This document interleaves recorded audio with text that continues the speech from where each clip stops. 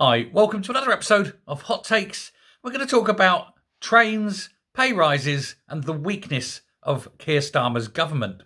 Because it appears that ASLEF and the government yesterday concluded a meeting with an as yet undisclosed agreement on a pay rise. The previous pay rise would have allowed train drivers to earn a starting salary, basic level, of £65,000 a year. Not bad for sitting in a mostly automated train, mostly doing nothing and just occasionally turning up for work late or not at all.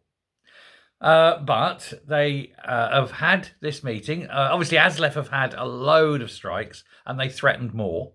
But apparently there has been positive movement. Now, they're not saying how much they're getting yet. It hasn't been revealed, but it'll have to be because ultimately it's public money at the end of it. And this comes on the tail, on the tail, I suppose, or behind and after the fact that ASLEF itself, as a union, donated almost £1 million to the Labour Party. You scratch my back, I'll scratch yours. And this, of course, is why the Labour Party is not going to, what's the word? Fight it, I suppose, reject. They're not going to cause trouble with ASLEF. When you have someone giving you £1 million a year, you keep them nice and sweet. And after all, at the end of the day, at £1 million of union money going directly into the Labour Party's coffers, but the money that's going back to the ASLEF drivers, of course, is public money, not Labour money. So effectively, Labour are putting £1 million of public money into their own party. You could look at it like that. It's a bit weird.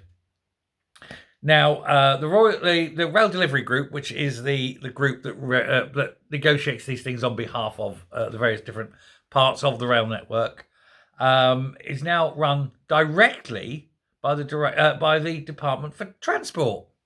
And so effectively what you've got is one part of government, the Treasury, negotiating with another part of government, the Department of Transport, to pay public money to private individuals who will then, through their union fees, pay that money back to the Labour Party, not the Labour government. It's all a bit incestuous, isn't it? A bit nepotistic, and also, I think, a bit corrupt.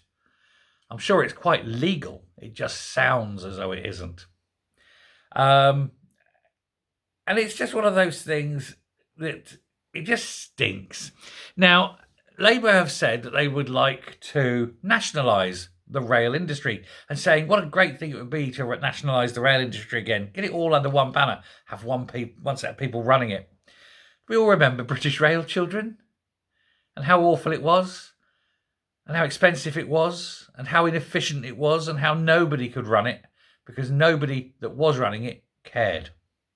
Big salary, didn't give a shit. Do we think it's going to be different? No. Do we think it's going to be more expensive? Yes. Do you think taxpayers are going to have to fork out for even more expensive rail fares? Yes. Bad, isn't it? What a way to run a network. Anyway, there we go. Thought it was interesting. Hope you do too. Let me know what you think. Do hit subscribe. Do hit like. And I will speak to you later. Bye.